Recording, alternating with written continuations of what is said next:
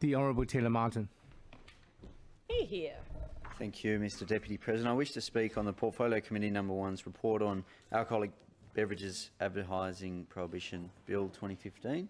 Ultimately, the committee was unpersuaded that the bill is necessary in an effort to reduce problems associated with alcohol, but nonetheless, I'd like to thank the advocacy of the Honourable Reverend Fred Nile for his work on this area in particular. And the committee spent significant time listening to stakeholders on the purpose of alcohol advertising. On the one hand, we heard from industry representatives who argued that the purpose of alcohol advertising is primarily to secure market share and customer loyalty, and these groups argued that consumption levels in Australia have plateaued and may even be falling. A shrinking market means that alcohol beverage advertising is targeted at encouraging consumers to switch between different brands and perhaps choosing a premium product in the future. The fact that advertising seeks to gain market share as opposed to growing the market itself was supported by the Winemakers Federation of Australia, and they argued that a prohibition on alcohol advertising could damage Hunter Valley small businesses. They asked, how do you differentiate between small wineries in different regions? And they said that, and I quote, Mr Deputy President, 40% of the Hunter Valley's production is sold at the cellar door, and advertising gets people to that cellar door, but there is a lot of competition out there. Tony Battleline, Chief Executive of the Winemakers Federation of Australia, described potential impacts of the bill to the wine regions such as the Hunter Valley as, and I quote, one of the unintended consequences, and I'd have to agree. On the other hand, we heard from the health and advocacy sector who claimed that the purpose of alcohol advertising is not only to secure market share, but to also increase total consumption by targeting new customers, including those underage, and to encourage larger consumption among existing drinkers. Whatever the truth of the matter is, alcoholic brands are indeed attempting to increase total consumption, and they are doing a lousy job of it, and I quote. The committee heard extremely compelling evidence that total consumption in Australia is falling dramatically, and that good drinking behaviours are increasing. The respected standard to measure alcohol consumption is the National Drug Strategy Household Survey undertaken by the Commonwealth Government's Australian Institute of Health and Welfare.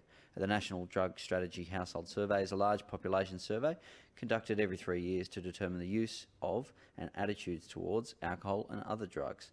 The most recent survey was conducted in 2016 and collected information from almost 24,000 people across Australia.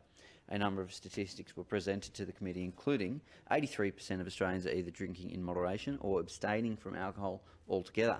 The proportion of Australians exceeding the lifetime risk guidelines released by the NHMRC declined from 18.2% in 2013 down to 17.1% in 2016.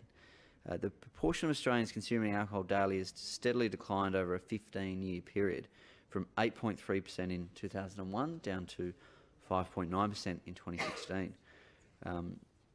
Fewer young people aged between 12 and 17 years of age are drinking, with the proportion of people abstaining from alcohol increasing from 72% in 2013 up to 82% in 2016.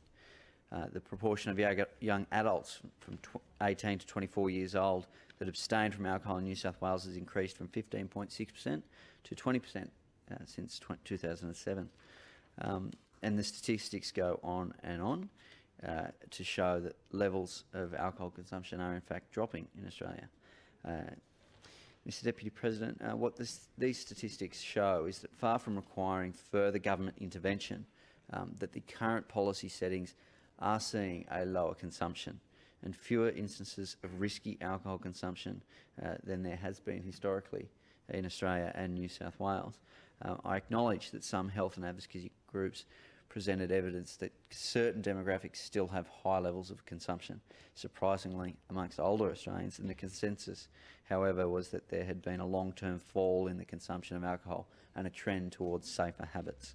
The committee heard evidence that a ban on alcohol advertising would have a significant impact on major sporting codes' revenue directly. It would devalue their broadcast rights and have a flow-on impact to grassroots level sport. The flow-on impacts to grassroots level is particularly concerning.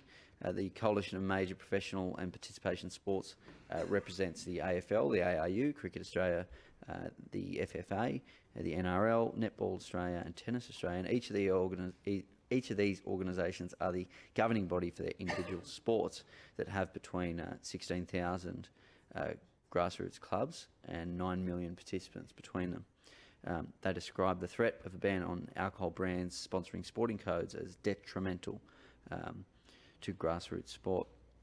When revenue is reduced, they say that one of the first things to go is grassroots level funding.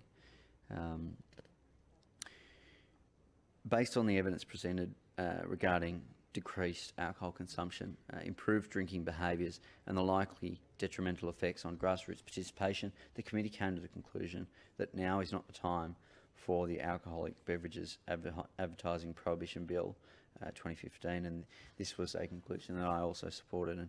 And finally, once again, Mr. Deputy President, this was the first inquiry that I was part of from start to finish in my time here in the Upper House, and I would like to once again thank the Reverend and the Honourable Fred Nile for his stewardship and chairmanship of this inquiry. And I know that this is a cause that he's passionate about, rightfully so. And I commend the report to the House. Thank you.